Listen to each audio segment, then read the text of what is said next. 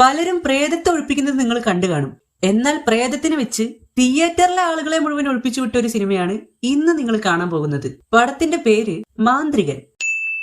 ശവദാഹം നടന്ന തെക്കേപ്പറമ്പിലെ കാഞ്ഞിരമരത്തിൽ ഒരു ബലിക്കാക്ക മരക്കൊമ്പിൽ തലയിട്ടടിച്ച് വല്ലാത്തൊരു ശബ്ദത്തിൽ കരഞ്ഞു. അപ്പൊ ഇങ്ങനെയാണ് ഈ പടം തുടങ്ങുന്നത്. ഒരു ബലിക്കാക്ക മരക്കൊമ്പിൽ തലയിട്ടടിച്ച് വല്ലാത്തൊരു ശബ്ദത്തിൽ കരഞ്ഞു. കാക്കയ്ക്ക് എങ്ങനെ പോയാലും ഒരു ശബ്ദത്തിലല്ലേ കരയാൻ പറ്റൂ. തെക്കേപ്പറമ്പിലെ കാഞ്ഞിരമരത്തിൽ ഒരു ബലിക്കാക്ക മരക്കൊമ്പിൽ തലയിട്ടടിച്ച് വല്ലാത്തൊരു ശബ്ദത്തിൽ കരഞ്ഞു. ഗതി കിട്ടാതെ ദുരാത്മാക്കളായി അലഞ്ഞു തിരിയുന്ന ഓർമ്മപ്പെടുത്തിയേ ഉള്ളൂ. ഇയാൾ എന്തൊക്കെ ബിൽഡപ്പ് കൊടുത്തിട്ടും ദേവ്ജിക്ക് അതിനോടൊക്കെ ഒരു പുച്ഛാണ്.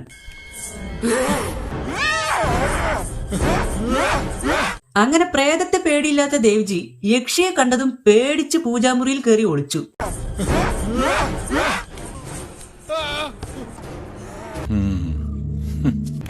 എന്തൊക്കെയായിരുന്നു അവന്റെ അഹങ്കാരം. പക്ഷെ ദേവ്ജിയുടെ അനിയനെ പ്രേതം കൊന്നു. എന്താ പിന്നെ ചെയ്യേണ്ടത്? കളത്തിലേക്ക് വെക്കേ.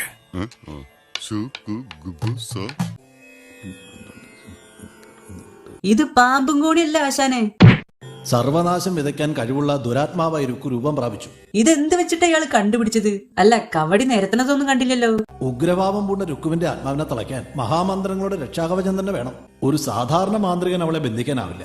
പിന്നെ ഇതിനു വേണ്ടിട്ട് ഇപ്പൊ ഹാരി പോട്ടറിനെ വിളിച്ചിട്ട് വരാൻ പറ്റൂ? കാര്യം എന്താന്ന് വെച്ചാൽ അത് പറയാ. അല്ലാണ്ട് ഇതിങ്ങനെ കൊറേ കടന്ന് കാണാ. എന്റെ അറിവിൽ അതിന് യോഗ്യനായ ഒരേ ഒരാളേ ഉള്ളൂ, മണപ്പള്ളി ഭട്ടതിരി. വിചാരിച്ചു, അല്ലെങ്കിലും വരിക്കാശ്ശേരി മനല്ലാതെ എന്ത് പ്രേതം. ഇതെന്റെ മണ്ണാണ്. അങ്ങനെ ഉഗ്രരൂപിയായ രുക്കുവിനെ ഒഴിപ്പിക്കാൻ ഭട്ടതിരി മനയിലേക്ക് വന്നു. നമസ്കാരം, അകത്തേക്ക് വരാം. ക്യാമറയുടെ ഉള്ളിലേക്ക് വരാനല്ല, വീടിന്റെ അകത്തേക്ക് വരാനാണ് ദേവ്ജി പറഞ്ഞത്. ഒഴിപ്പിക്കാൻ ആള് വന്നതറിയാതെ റുക്കു റീൽസ് ഒക്കെ എടുത്ത് രസിക്കായിരുന്നു.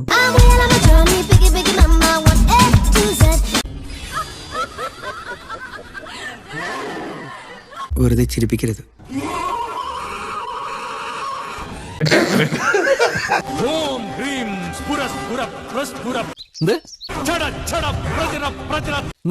അർത്ഥം എനിക്ക് അറിഞ്ഞൂടാ. നല്ല വെയിറ്റ് ഉള്ള വാക്കല്ലേ, കൊള്ളാമോ? ഇതെന്താ കാണിക്കണത്? ഭട്ടതിരിയുടെ തീപ്പന്തത്തിന്റെ ഒപ്പം ക്യാമറ അങ്ങോട്ട് കറക്കാണ്. അല്ല, ഇതൊക്കെ കാണാൻ വേണ്ടിട്ടല്ല എടുത്തേക്കണത്.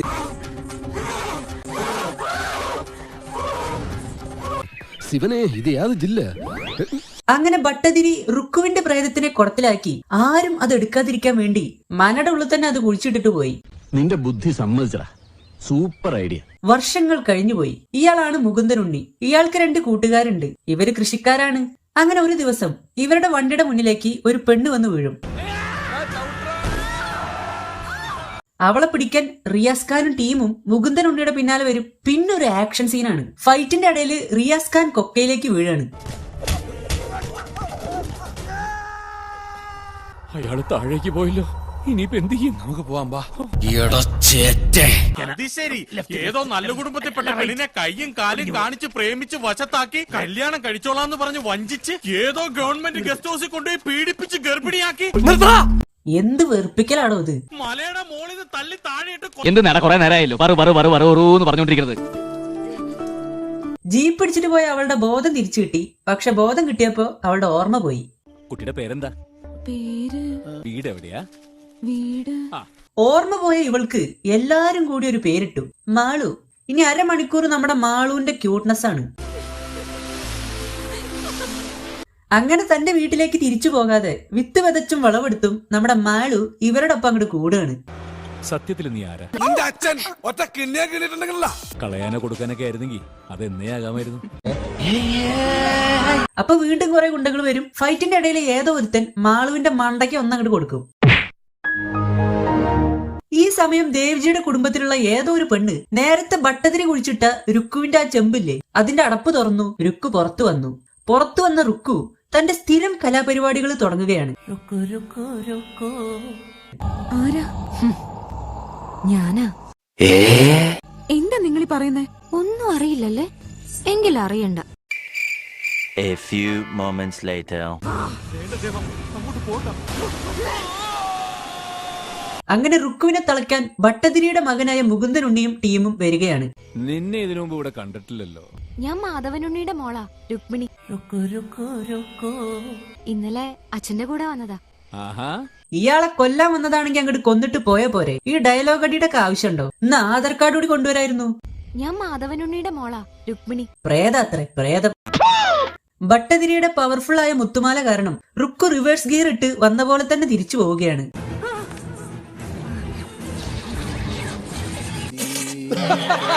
മനസ്സിലാവുന്നില്ല? മനസ്സിലാക്കി തരാം. Rewind again. ഇതെന്താ റുക്കുവിന് പനിയുണ്ടോ? വിറയ്ക്കണു. റുക്കുവിന്റെ ഫയർ ഷോ കണ്ട് പേടിച്ച മുകുന്ദനുണ്ണി പേടിച്ച് നാട് വിടാൻ തീരുമാനിക്കുകയാണ്. എത്രയും പെട്ടെന്ന് നമുക്ക് ഇവിടുന്ന് പോണം. വിശ്വസിച്ച് എന്റെ കൂടെ നിൽക്കുന്ന നിങ്ങളെ സംരക്ഷിക്കേണ്ടത് എന്റെ ചുമതലയാ. A few moments later. ഇത് നമ്മുടെ മാളുവല്ലേ? Flashback. വിശ്വസിച്ച് എന്റെ കൂടെ നിൽക്കുന്ന നിങ്ങളെ സംരക്ഷിക്കേണ്ടത് എന്റെ ചുമതലയാ. വിശ്വസിച്ച് കൂടെ വന്നവരെ രക്ഷിക്കണില്ലെന്നാവോ?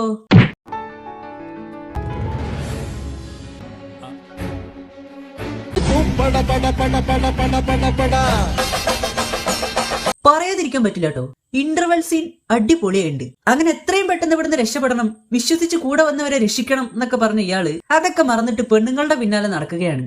ഇന്നലെ ഞാൻ വന്നപ്പോ മുതൽ തുടങ്ങിയതാണല്ലോ. ഏത് മാളു? ഞാൻ മാളു അല്ല, ചന്ദന. എടാ, ഇത് അവള് തന്നെയാണെന്ന് ഞാൻ തെളിയിക്കുന്നു നോക്കിയോ. എന്റെ ഷർട്ടും മുണ്ടുവിട്ടിട്ട് അവൾ ജീപ്പിന്റെ മോളിൽ കയറുന്ന ഡാൻസ് ചെയ്തത്. അന്ന് അവളുടെ വലത്തെ തൊടലിൽ ഞാനൊരു കറുത്ത മറുക് കണ്ടതാ. മോനെ, അന്ന് അവളുടെ ദേഹത്ത് കണ്ട കറുത്ത മറുക് ഒരു പുരുഷനാണെങ്കിൽ ഞാൻ തെളിയിച്ചു. അങ്ങനെ പ്രേതത്തെ ഒഴിപ്പിക്കാൻ വന്ന ഇയാള് മറുക് കണ്ടുപിടിക്കാൻ വേണ്ടി കോലും കൊടച്ചക്കറൊക്കെ ആയിട്ട് രാത്രി ഇറങ്ങി തിരിക്കുകയാണ്. അതെ, ഞാൻ കണ്ടിട്ട് അപ്പൊ വിവരം അറിയിക്കാം. മറുക് കണ്ടോ? നോക്കിക്കൊണ്ടിരിക്കുക. വലിയൊരു നിക്കറിട്ടിരിക്കുകയാടി. ഇനി കുറച്ചു നേരത്തേക്ക് ഈ പടം ഹൊററിൽ നിന്ന് മാറി മറുകിലേക്ക് കടക്കുകയാണ്. അതെ, ഇനിയിപ്പോ എന്ത് ചെയ്യും? വേറൊരു ഐഡിയ ഉദിച്ചു. ഈ നിൽക്കുന്ന 5 പെൺകുട്ടികളിലും രക്തദാഹിയായ രുക്കുവിന്റെ ദൃഷ്ടിദോഷം പതിഞ്ഞിട്ടുണ്ട്. വസ്ത്രവിവസ്ത്ര പൂജ മാത്രമേ പരിഹാരമായിട്ട് നാം കാണുന്നുള്ളൂ. മുട്ടോളമുള്ള മുലക്കച്ച കെട്ടി കുളത്തിൽ 3 പ്രാവശ്യം മുങ്ങിപ്പൊങ്ങി ഹോമാഗ്നിക്ക് മുമ്പിലെത്തണം. എന്താ എന്റെ ഉദ്ദേശം? രുക്കു നിസ്സാരക്കാരിയല്ല. ഇവരിൽ പലരെയും അവള് കണ്ണു വെച്ചിട്ടുണ്ട്. ഇങ്ങനൊരു വൃത്തികേട് ഞാൻ ചെയ്യുമെന്ന് നീ വിശ്വസിച്ചു അല്ലേ? എനിക്ക് സമ്മതം ഉണ്ടാവണം. വിത്ത് കച്ച വേലാണ്ടി പൊത്തിട്ട് പോ. ഇയാളുടെ ഈ കാട്ടിക്കൂട്ടലൊക്കെ കഴിയണ വരെ നമ്മുടെ റുക്കു അവിടെ കാത്തിരുന്നു. കാത്തിരിപ്പോ വെറുതെ ഒരു വാശിക്ക് ഉണ്ടാവും പറഞ്ഞാ പോരാ. ഉണ്ടാവണം. വിത്ത് കച്ച. സ്ക്രിപ്റ്റ് റൈറ്ററേ, ഇതൊരു ഹൊറർ സിനിമയാണ്, അത് ഓർമ്മ വേണം. മോനെ, ഇതൊരു പീസ് ഇവിടെ അല്ല. ഇയാള് കൊക്കേക്ക് ഡൈവടിച്ചു വീണതല്ലേ, പിന്നെ എങ്ങനെ രക്ഷപ്പെട്ടു? ഞാൻ ഇങ്ങനെയൊക്കെയാ. ഇനി പ്രേതത്തിന്റെ ചില കുസൃതികൾ.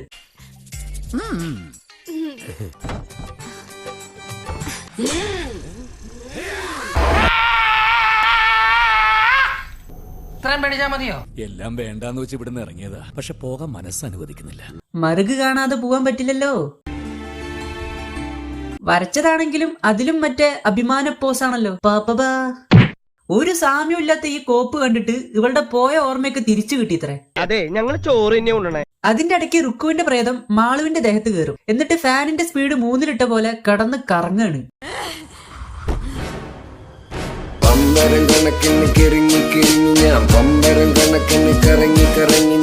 കറന്റും വേണ്ട, സോളാറും വേണ്ട, ഫാൻ റെഡി.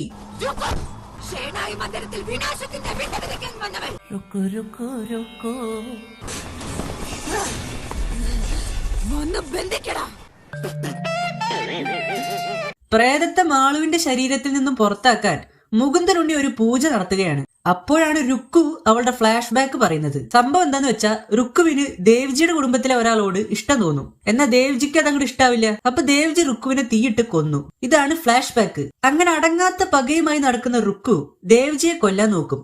അപ്പോഴാണ് അവന്റെ വരവ്.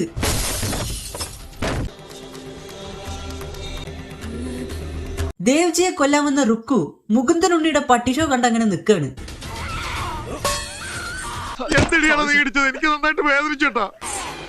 പ്രേതത്തിനെ കുത്തിക്കൊല്ലാൻ നോക്കുകയാണ് ഈ പൊട്ടൻ. ദേ ചോരൊക്കെ വരുന്നുണ്ടല്ലോ. എന്താതൊക്കെ എന്തൊക്കെയാണ് നടക്കുന്നേ? തലമുറകൾ കൈമാറി വന്ന ഈ താളിയോലകൾ എരിഞ്ഞടങ്ങുന്നതോടെ നിയമില്ലാതാവും. അല്ല, അതെങ്ങനെ? തലമുറകളായി കൈമാറി വന്ന ഈ ഓലക്കെട്ട് കത്തിച്ച ചിലപ്പോ ഒരു നേരത്തെ ചോറ് വെക്കാൻ പറ്റുമായിരിക്കും. അല്ലാതെ ഈ പ്രേതൊന്നും ഒഴിഞ്ഞു പോവില്ല. തലമുറകളായിട്ട് കൈമാറി വന്ന ഈ ഓലക്കെട്ട് തീയിലിട്ട പ്രേതം പോവുച്ച അത് ഇയാളുടെ പൂർവികര് പണ്ടേ ചെയ്തിട്ടുണ്ടാവില്ലേ? തലമുറകൾ കൈമാറി വന്ന ഈ താളിയോലകൾ എരിഞ്ഞടങ്ങുന്നതോടെ നെയ്യമില്ലാതാവും. അല്ലെങ്കിൽ തന്നെ ഇയാൾക്ക് കത്തിച്ചു കളയാൻ വേണ്ടിയിട്ടാണോ തലമുറകളായിട്ട് ഇതൊക്കെ കൈമാറി വന്നത്? കഥ ചോദ്യമൊന്നുമില്ല. ആരതൊക്കെ എഴുതി വിടുന്നു? സമ്മതിക്കണം. ഭയങ്കരമാണോ ഭയങ്കരം.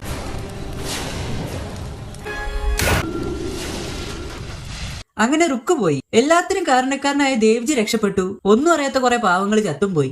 പ്രേതവും കൊള്ളാം, ഒഴിപ്പിക്കാൻ വന്നവനും കൊള്ളാം. തെക്കേപ്പറമ്പിലെ കാഞ്ഞിരമരത്തിൽ ഒരു ബലിക്കാക്ക മരക്കൊമ്പിൽ തലയിട്ടടിച്ച് വല്ലാത്തൊരു ശബ്ദത്തിൽ കരഞ്ഞു. എങ്ങനെ കരയാതിരിക്കും? ബലിക്കാക്ക ചിലപ്പോ ഈ സിനിമ കണ്ടിട്ടുണ്ടാവും.